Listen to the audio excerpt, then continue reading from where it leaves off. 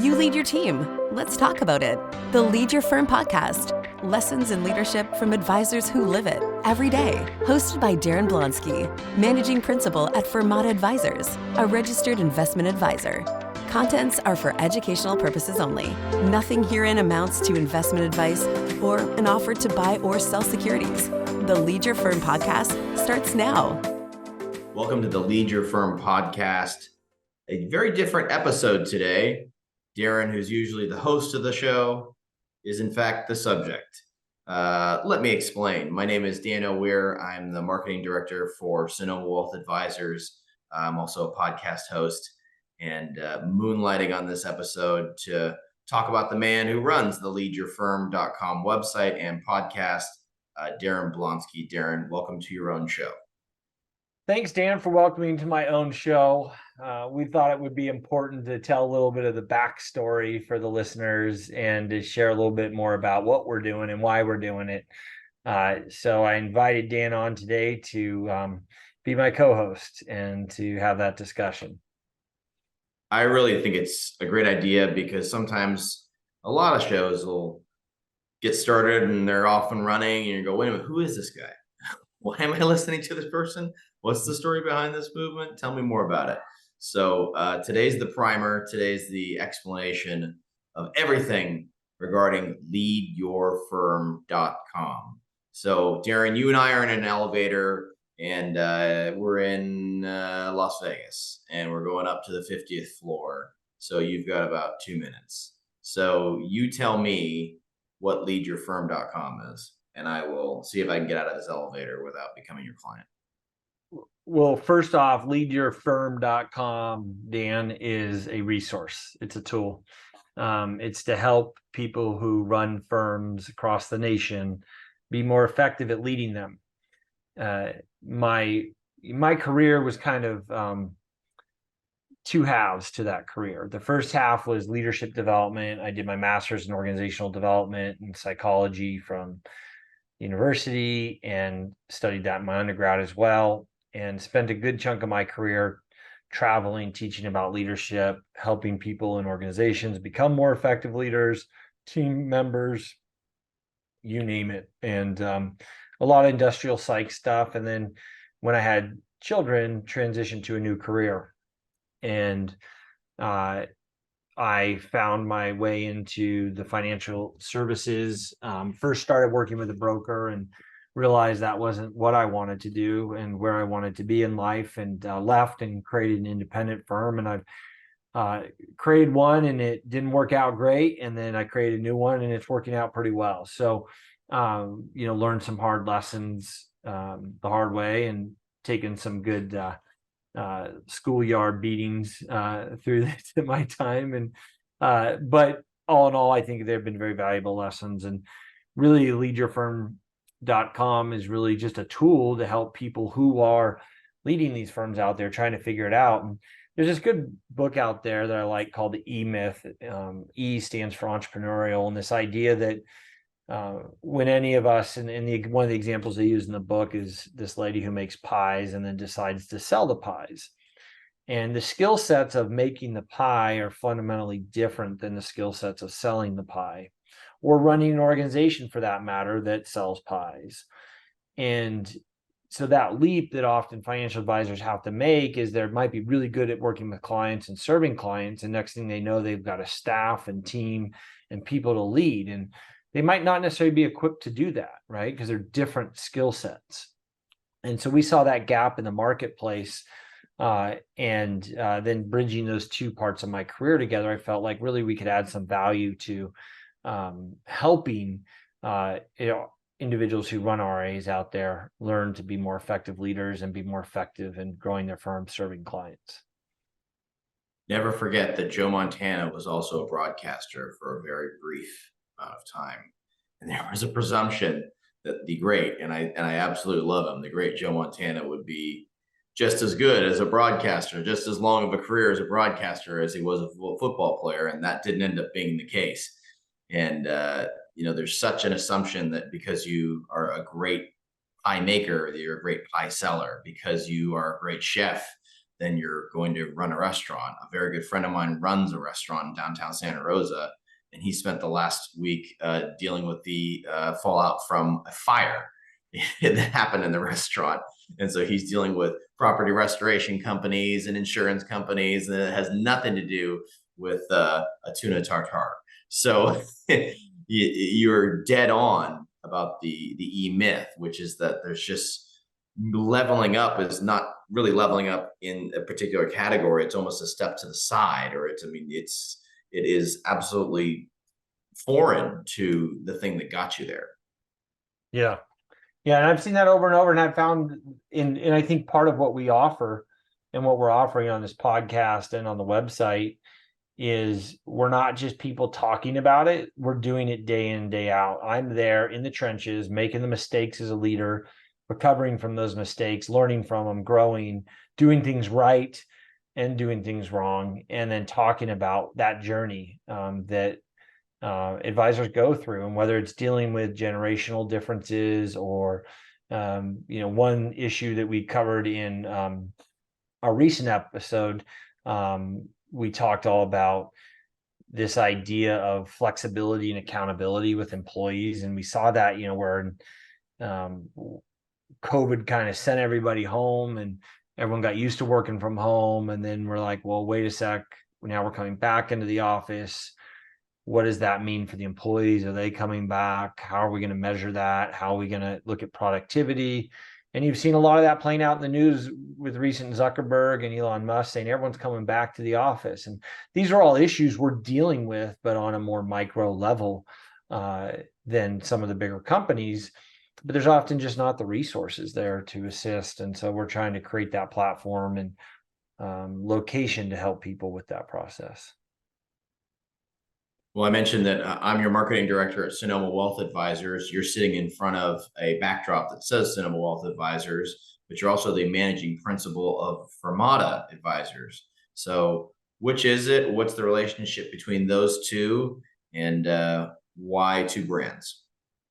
Yeah, it's a great question. So when I became an advisor, what I realized is that advisors do their best work when they're serving people that they love and those people love them. And I don't mean love and big, soft, fluffy. I mean, really like people that genuinely, I like that human. Like I want to hang out with that human, spend time. And if you look at all the great advisors over time, one, I would say, of the aspects of those great advisors is they find a group of people that they enjoy being with, and that those people enjoy being with them, and they grow their business that way. When you're on a traditional brokerage platform, typically there's constraints as to how you can and can't run your business. And I think as our industry evolves and becomes more and more niche focused, because of just the way technology is changing our business, it becomes even more important to create platforms of flexibility. And so when I started my first business in the RA space, my partners and there was this one point where we got around a table and tried to create this ideal client persona, is what they called it, and they want us all to look the same and work with the same clients. And then I raise my hand, I say, but we don't serve the same people. We're all different people and we're working with different people. And I think the platform needs to provide for that flexibility, as long as it stays within the legal, ethical, profitable kind of boundaries, then there needs to be that flexibility. And that's what we created for Fermata. And so Sonoma Wealth, which is the logo on back of me, that's the DBA in which I operate and run a financial planning practice under. And then Fermata Advisors is more or less the holding company that then allows others to affiliate their brands to it. And we take care of the compliance and the technology and the staffing and all that kind of stuff. So Fermata is GM and Sonoma Wealth is Chevy. I guess you could look at it that way. Yeah, sort of. Yeah. I'd say, it's similar. Like, if you buy an Acura, it's on the same chassis that the Honda's on, right? Yeah. It's different. It allows Alphabet and Google, Meta and Facebook. There you go. Yeah. It just allows for advisors to be their unique selves and to serve their unique client base. General Mills and Kraft mac and cheese. That's right. There you go. There you go. Now, Darren, we have a lot to get to in the podcast today, but just a moment ago, you said that you wanted a flexible environment to serve a niche. Is it niche or niche? Because this is a very important question. I'm probably the wrong guy to ask. I'm not an English major, but I would say it's probably niche. Niche is probably not the proper pronunciation. I've actually heard it both ways, and I have too. But it's the same debate, Dan. We're in California. There's a town near us called Winters, California. And I went to UC Davis, which is right near there. And you could always tell the local people because the non-locals would say almonds and the local people would say almonds. I was going to say almonds. Yeah. Almonds. So is it almonds or almonds? I don't know, man. Yeah. Like, where are you from in the country? There's another town in Marin County, Tamales, but out there some of them say Tamales. So it's sort of really. I grew up in Petaluma, and I was at Tamales, and I said Tamales all the time. I never once heard Tamales, and I knew a lot of locals out there. Man, that's unique. I heard that it was always Tamales, and then there was some, like, a teacher moved to town and started saying Tamales, and that's how it really caught on like wildfire. So. Okay, this is but I just want to sound sophisticated. The details matter. Details. You mentioned in your background industrial psychology, and that really caught my ear. I wonder if you could tell me something you learned in industrial psychology that helps you as the leader of an RIA. Well, I'll tell you an example of a story. Yesterday, I was talking to a firm that we're actually looking at acquiring. And I was talking to the people who run that firm. And one of the first questions when we're talking to firms about acquisition is, what are you going to change? What's going to change for my people?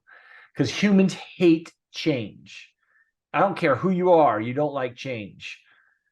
And because change creates anxiety, change upsets us. Like, it's, as humans, we need to have a sense of normalcy to function properly. And so humans don't like change. And one of the things I learned during my consulting life is that the worst thing you can do when you do a merger or an acquisition is go change a bunch of stuff. And I think that's case in point. Actually, I won't use any names, but there's some acquisitions I'm watching happen right now, big ones, where big firms bought littler firms and then tried to integrate them, and it just flopped, and now they're getting sold. And it's actually pretty obvious why it failed. But I think sometimes the hubris of leaders fails to see that humans don't like change. So the best change is no change. And so when you're integrating into new teams, into new orgs, the best thing you can do is not change anything that you don't have to. Obviously, you're going to have to change some things, but you want to be very careful and very subtle about change. And Dan, we were actually just talking about this yesterday. It's the boil the frog analogy, right? It's like, if you dump the frog in a hot boiling water, it's going to jump out. But if you put him in the water and boil it slowly, he'll stay there and boil to death. I always wondered if that was true, but the analogy sure works. Like, I think at some point the frog got, man, I'm hot, I'm getting out of here. But I don't know. So the point is industrial psychology is the study of human systems and human design. So this is I'll give you another great story. And this was an incredible story. So when I was in college, my last semester in my undergrad, I was working for the Center for the Study of the Presidency. And what we would do is we would study presidential. Wait. The what? The Center for the Study of the Presidency of the United States of America. So this is a think tank in Washington, D.C. That studies presidential policy and politics and looks to be an advisor to the President of the United States to help them with their policy. And this guy by the name of he's since passed on, his name is Dr. David Abshire, created the Center for the Study of the Presidency. Prior to this, he created an organization called CSIS. And CSIS is Center for Strategic and International Studies. It's one of the most prominent think tanks for international policy in the United States. He was kind of credited with helping save the Reagan presidency during the Iran-Contra affair, in his advice to the president and the first lady. Because let's be real, the first lady was probably running the Reagan presidency towards the end. But that's another tangent for another day. So I sat down next to this guy at this big annual event. It's called, there's a gala. It's, I think, at the Mayflower Hotel. The president of the United States is there. Henry Kissinger was there. Like, that's the type of people that were hanging out at this event. The Duke of Westminster was there. Huh? You were there with these people? I was there as the intern. And Which so I'm president? sitting there. Huh? Which president? It was when George W. Bush came, but that year, unfortunately, he didn't go, but all the people did, because I forget why, but I think the Iraq War, there was something going on, and but usually every year he's there, and something had happened that year, and but anyway, Henry Kissinger is there, and if you know who Henry Kissinger is, he's like the dude in international politics, and the Duke of Westminster, which is like the most wealthy man, or was, in the United Kingdom. And he was there. So it was a lot of dignitaries and people that I'd read about in the history books that was like, wow, okay. I had dinner next to the lawyer that worked for the president of the United States who negotiated the Iran-Contra affair. So when that whole event was happening, he went there and was negotiating. And at the time, we were studying the divide between the Democrats and the Republicans, and why the Democrats and the Republicans weren't getting along, and how do we bridge that divide, and how does the president of the United States help bridge that divide? So we were studying this, and I sat down next to this guy, and I was talking to him, and I asked him, I said, what do you attribute to the aisle divide, the divide between Republicans and president, and the president and the Republicans and the Democrats in the United States? And he looks at me and he says, Darren, it was the invention of the airplane. And I'm like, okay, sure. What do you mean? Tell me more. Yeah. And he's like, well, here's the deal, Darren. It used to be when a politician won, they would move back to Washington, D.C. So like a representative from California would move to DC, and they would move their family, and everyone would live there, and then they'd represent California, and they go back, but not as frequently. Well, the airplane changed everything, because now what happens is the representatives fly in for the meetings and fly back out to their districts. And what that stopped was this facilitation. For example, you might be a Democrat, I might be a Republican, Dan, and you and I might not get along during the workday, but we know full well, guess where our kids were and who they were playing with during the day. Dano, my kids were hanging out with your kids. And I knew I was going to have to have a conversation so we could see the humanness, right, between it. And then that would allow us to bridge the aisle. And if you look at what's going on politically in our country right now, you have like her, hate her, don't like her, whatever, this green lady that's kind of bombastic and just says these wild things. Marjorie Taylor Greene. That's it. And then you've got like Pelosi, like you couldn't pick any further apart human beings, right? But because there's no like avenue, I don't think, for them to connect as human beings and say like, oh, you eat food like me? Cool. Let's have a conversation. Like, because of that doesn't happen anymore as easily. You've had this breakdown in politics, in this siloing of all our politicians in the United States. So this lawyer tells me this, and I'm like, whatever. I was a senior in college, and fast forward 2 more years, and I start studying organizational development, industrial psychology. And there's this concept in industrial psych called human systems design, right? Sociotechnic systems is the technical name for it. And The idea is that the technical system by which we operate will impact the socio, which is the social part of the human system. And so the idea that this plane now was pulling everyone back to their districts instead of giving them time to get to know each other impacted the socio aspect. And so industrial psychology is the study of the socio-technical aspects of what's going on in this system. Why are people doing what they're doing? What is the design of this system? It's the same reason that I became a fiduciary, Dan, or that I chose to be an RIA, because I didn't want to be conflicted with my clients anymore. I wanted the incentives to align, because I knew that that was the healthiest technical system to allow the socio system, which is the relationship, to thrive, and for the most trust to exist with the client. And so it's the academic study of that idea, and then the application of it into organizational design. And sorry you asked. No, that's great. And I think something that was very appropriate is that, what you're talking about with that airplane story is that in-person connection can breed a lot of compassion.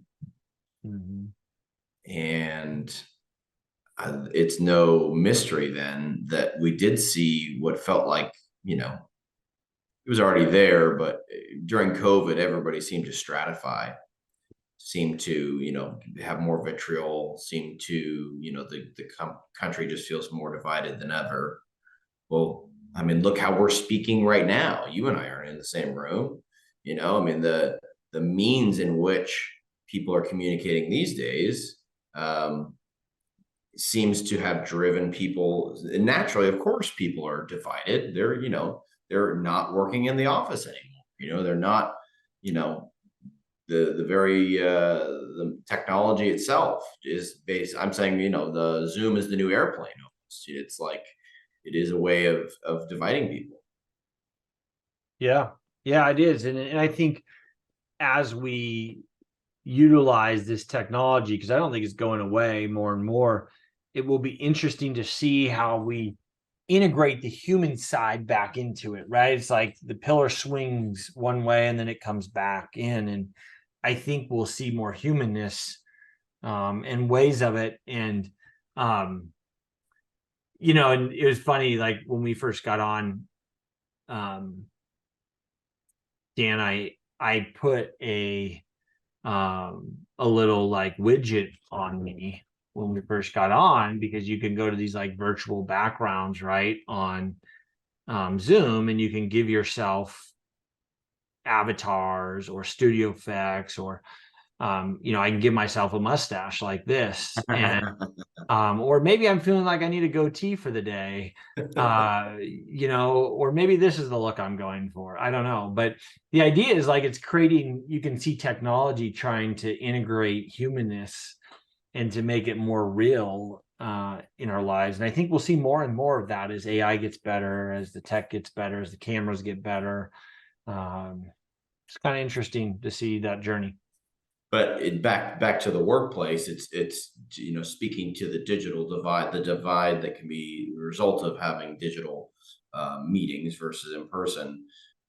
It almost makes the need to come back in some way very important, because an all virtual organization, I definitely, as a leader, I could see an all virtual organization having less connectivity between people, just because you don't really, you're not in the office with them as much. Yeah. Yeah, and it means you have to get really intentional about connection. Yeah. And I think that's the journey of leading in the 21st century, is how are you connecting not only with your people, but with your clients? And how is that happening? Because even clients now, they don't really want to meet in person. Right. There's a chunk that does, but there's a chunk that could care less. I mean, I just met with a client yesterday. I literally haven't seen her in 3 years in person. And she likes it that way. Yeah, she's fine with it, right? And I'm fine with it because I don't have to drive to meet her, So I don't know. I don't know that one way is better, but I do think it forces us to be intentional about taking time to connect on a human level. For sure. Let's move on to another topic.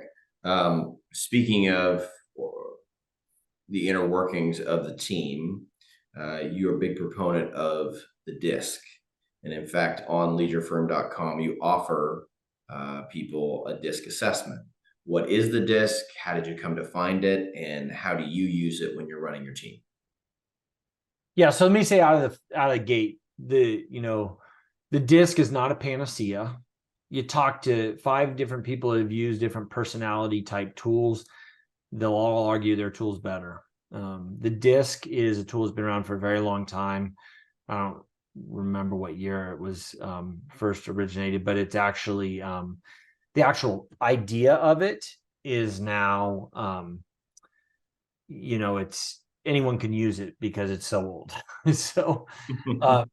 So what we did is we said, let's take the DISC and let's create a DISC assessment that's in the context of financial services. So something that might apply a little bit more to financial advisors. And we wanted to create a tool, and we use the DISC in our firm. We know where everybody sits on their DISC profile. There's 4 different kind of preferential areas or inclinations.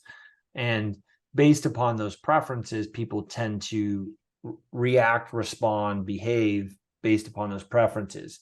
And for example, I'm what's called a D, and a D is very action oriented person that wants results, that really needs to be intentional about the human connection side. D for dominance. D for dominance, that's right. And there's D's and C's are people that are really focused on details, right? And like we found as a firm that if we pair up a D with a C, that's a killer advisor team. And we call it our power combo, because the D is going to drive hard, and then the C is going to be trying to figure out all the details in the background and give the best result for the client. And so for the DISC, each letter in DISC stands for, you've got D for dominance, I for influence, S for social, and C for conscientious, correct? That's right. So for people who don't know, you take the test and you basically are assigned one of these letters as your kind of personality type. That's right. And when you, that helps you understand more effectively how you're likely to show up, but even more importantly, it helps you understand how others are to show up in a relationship, right?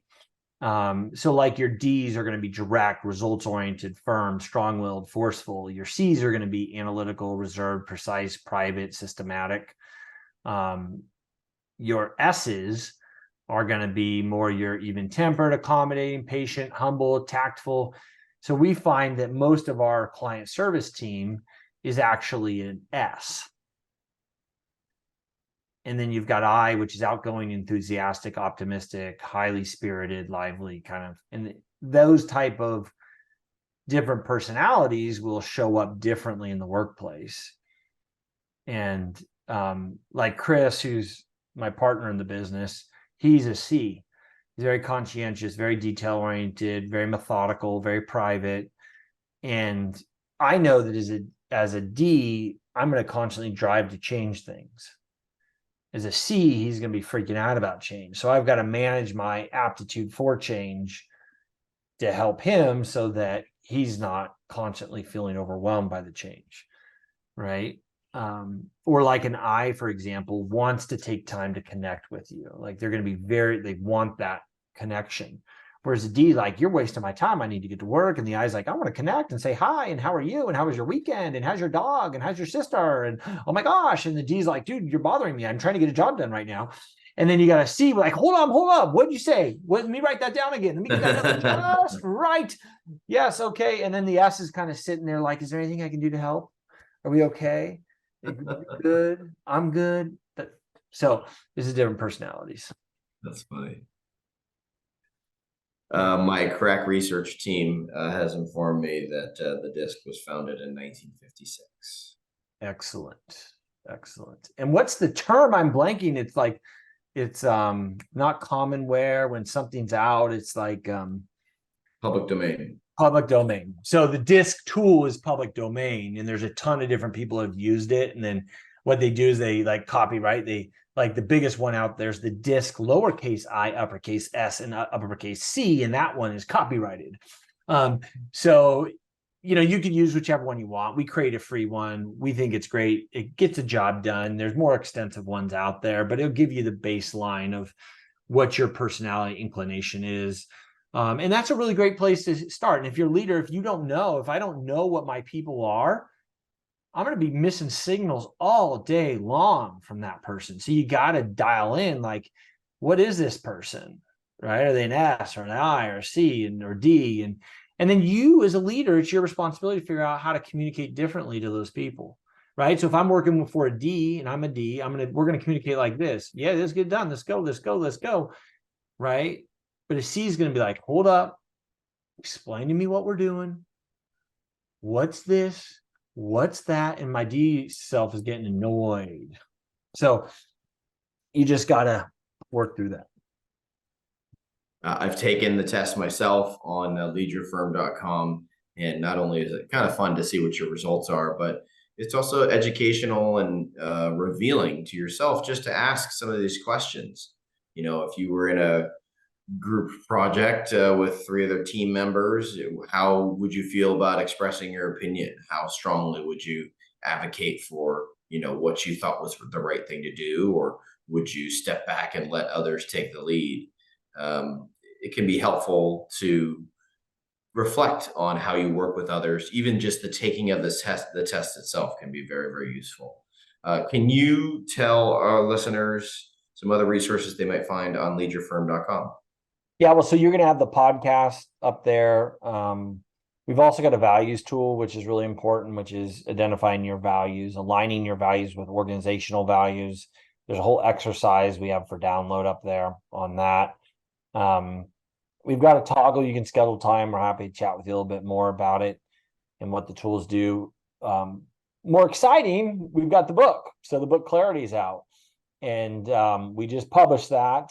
And this is a book all about the model leadership that I sort of developed. I don't even want to call it a model because it's almost a model, but anyway, I did a lot of work in leadership over the years and realize there's lots of tools out there that can get really didactic and really specific on here, do this, do that, jump right, jump left, stand on your head, and you'll be a leader. What I found is those somewhat did a disservice on 2 levels. One, that there's no prescription. Leadership is an art, right? It's not a science. And then 2, leadership is culturally defined and contextualized within culture. And so things I might do in our culture might not work in another culture. And so a leader has to be finely attuned to the culture. And so I found that and I asked myself this question, when I was in Denver, maybe 10 years ago, I think at a conference, and maybe no, it was more than that now, it's like 15 years ago. And there was a speaker, this guy named Barry Posner, wrote this book called Leadership Challenge. And he said that leadership happens between the question mark and the explanation. And that kind of prompted a thought to me. And I'm like, I wonder if we could teach people to lead by just prompting them to ask questions. Because if I ask the right questions and I'm a reasonably intelligent human being, there's a good chance I'm going to end up with the answer I need to lead within my culture. So I said, what are those questions? And I began that kind of introspection and thinking and processing and discussions with other mentors of mine, and really came down to 4 questions. And the 4 questions are, who am I? So all leaders on some level define who they are. They're clear about their leadership philosophy. They know what their values are. They act integrity to those values, or do what you say you will do. They represent the things that are important to them. And then you ask yourself, who are they? Who are we together, right? And the we piece is so important, because if I'm defining my values, they have to be reflected and modeled into the group of people I'm looking to lead. So I've got to understand what their value sets are and whether or not there's alignment and congruity to it. For example, if you hold a different set of values, say, for example, Dano, I say your value is health, and you're really into health. I know that about you. You like to understand the body and how it works and try to help it be healthy through life. And you're open to these new things like taping your mouth when you sleep, which that's for a whole nother podcast. But I'm just anyway, trying it. I'm just trying it. Trial it. A little scary. Trying to fix my snoring. And my doctor will give me no options other than a mouth guard, which hurts my mouth. So I tried it. So and hey, you've got this cool sauna, which I'm immensely jealous about. And I don't know why I just don't get together and buy one to have a sauna to sit in my house. But You anyway, have literally more money than me, by the way. So it would be much easier for you to buy than me, buddy. It's well, I know I just cash. haven't done That's it. what you need, cash. I just need to do it. So all right, so here's the thing. So health's really important to you, but if like we're hanging out and I'm like, man, I'm just gonna eat hamburgers all day and I don't care about healthy and I'm gonna be lazy and not exercise or whatever, like in the back of your mind you're going like, well, this guy doesn't really align with me, like he's not really doing the things I think he should be doing, right? And that is the essence of like leadership, right? If I'm wanting you to follow me as a leader, then I've got to represent your value set. And what that means is that you can't lead every group because your values aren't going to be the same as every group. So leaders have to be choiceful. So once we've done the whole values dance thing, I understand mine, I understand yours, I understand the interconnectivity of them. Then it's where are we going and why? Like, what are we doing together? Like, what's our journey together? I'm a firm believer that in this life we come across people, and some people stay in our life for a day, a week, a month, or our whole life. Like, but there's a journey together, and we go through those journeys together. And I think the purpose behind those journeys are to learn from one another, and that's life. And I think that in that journey process, a leader gets clear about what are we doing together, where are we going. They create the vision, they create the understanding, they create the emotional connection to that where they're going because they understand why they're going somewhere. And then they go to the fourth question, which is how are we going to get there? They start asking the tactical aspects, and that's probably where this model is a little bit different than a lot of other leadership models out there, where we really look at like what's the brass tacks tactical. And I think a lot of models say, well, it's leadership and management. They're different things. We're just going to talk about leadership and lead management over here for the other people to talk about. I don't think you can quite do that. And especially in a small firm, like you really got to be thinking about, okay, here's my values, here's my firm's values, here's where we're going and why we're going there. And then you start working on the process of alignment. How are we going to get there? What's the process? What do we need to do? What's the steps to get there? And effectively, you're going to end up in a place of leadership if you prompt yourself with those 4 questions every single day and answer them for yourself and others on the team, and have prompt others to answer those.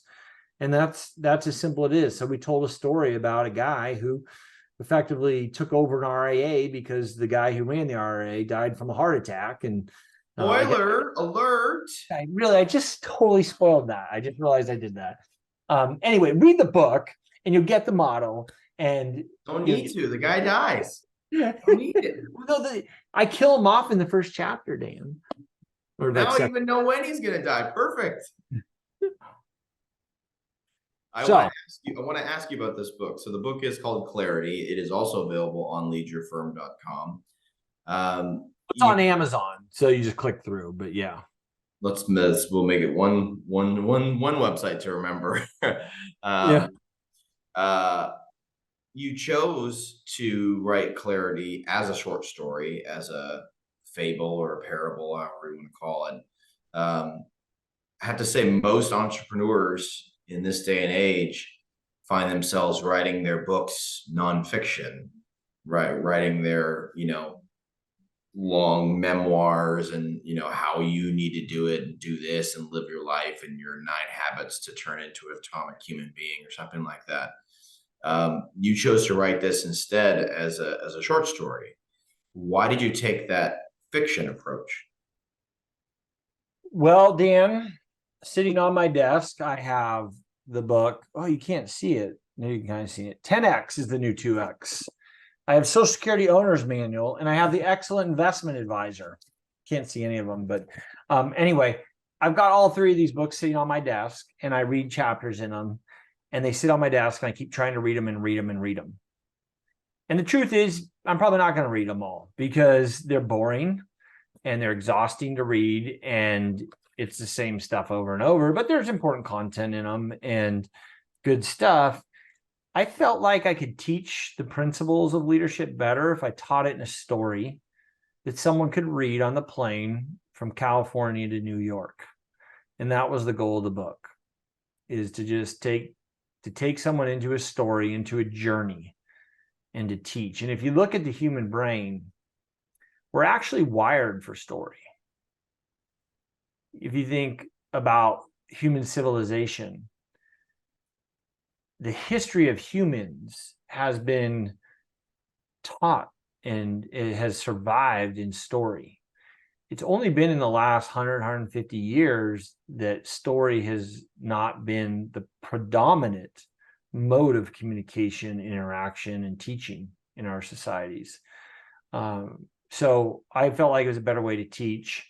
And there is not one person I know who needs another nonfiction book sitting on their desk. Yeah, I don't want to speak ill of those. I kind of said that jokingly, and I think you are too. I am, because I love books. Clearly a successful genre. So, but I was speaking to what you're speaking to, which is it feels like there's a lot of those out there.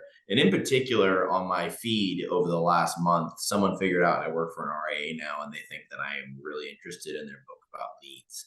And it's very funny to me that people who purport to be on the cutting edge of whatever the cutting edge is are trying to sell me paper, ancient technology, and they're all nonfiction. So I only point that out just to say it is, I think, maybe not entirely unique, but less common these days.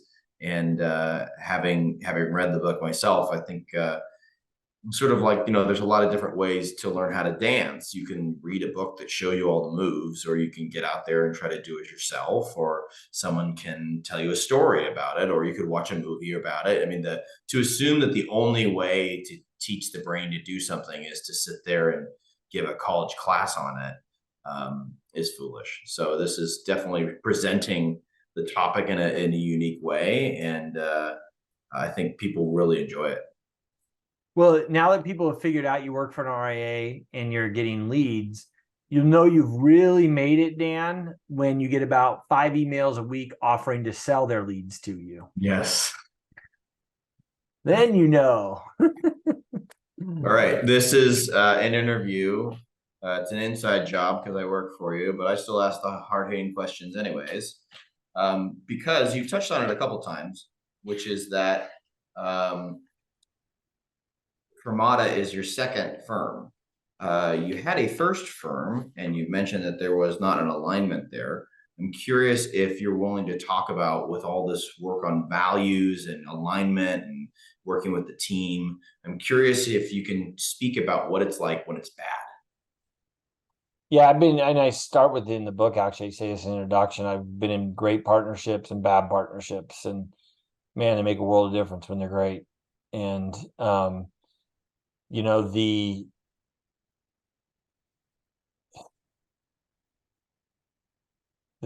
the values are in alignment with each other, life is a lot easier. And I think that we all have moments or gut moments. Like in my first firm, I knew early on I was probably in the wrong place from a values perspective, but I ignored those feelings because of the success we were having, and because of, like, it just was too hard to change now again, and it just would make a bigger mess. So I endured it until it was no longer endurable. And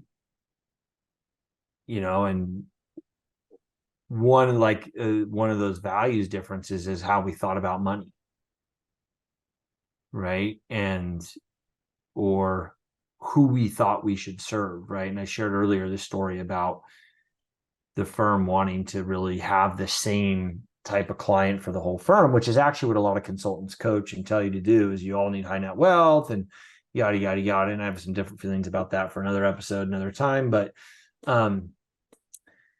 and there wasn't that alignment there, and I raised my hand and say, but wait, 90% of all your guys' clients are not high net wealth or mass affluent. So why would we be focusing on just high net wealth? And what I learned too through some of that experience is that when you hold the mirror back up on people, I mean, actually call them on the carpet for their imperfections, it usually doesn't work out well for you. And so, which is true, right? We're all imperfect and none of us have done it perfectly, and we all have lots of mistakes. And so I learned in that journey, and I learned what a good fit is and what a bad fit is. And the only way you know what the light is because you've been in the dark. Writing that down. Is that you, or is that pulling that from Star Wars? Where's that from? I don't know where that's from. I think a lot of people have used it over the years. It's definitely not an original Darren quote, but the reason I was thinking about it is because I was talking to a client yesterday, and as you know, Dan, I actually dedicated the book to my dad, but I lost my dad and my brother, and that was a pretty dark time in my life, really. And I'm coming out of that, but you only really know that light because you've been in that dark moment, right? And you felt that darkness.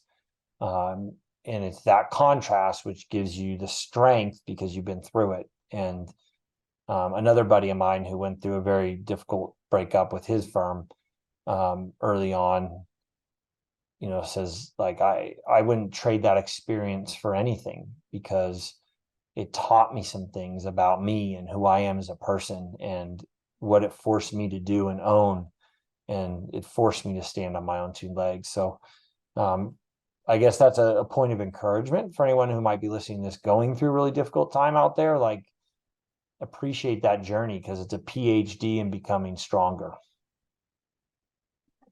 And that's what leadyourfirm.com is about. It's about establishing the principles, sticking to them, and giving you a resource as a leader to have a conversation with Darren, to lean on some of the resources on the webpage and feel supported. As Darren mentioned, he's in the trenches of leadership every day, running his organization, and that can be a lonely place. So it's one of the inspirations for creating the website and having the resources, being able to get on the same page with your team. And I will tell you, as a team member of Darren's, he is living these principles. This is not his vanity project where suddenly he's an altruist, but really behind the scenes, he's cracking the whip and doesn't want to hear any feedback. I give him direct feedback all the time. And he hears it, and that has not always been the case at every organization I've been at. I really resonated with me, what you were just saying about being the person at the table with the mirror. And you're like, guys, what about this? And then you just become known as the gnat in the room, and nobody wants to invite you in anymore because you tell them how stupid they are. Right. So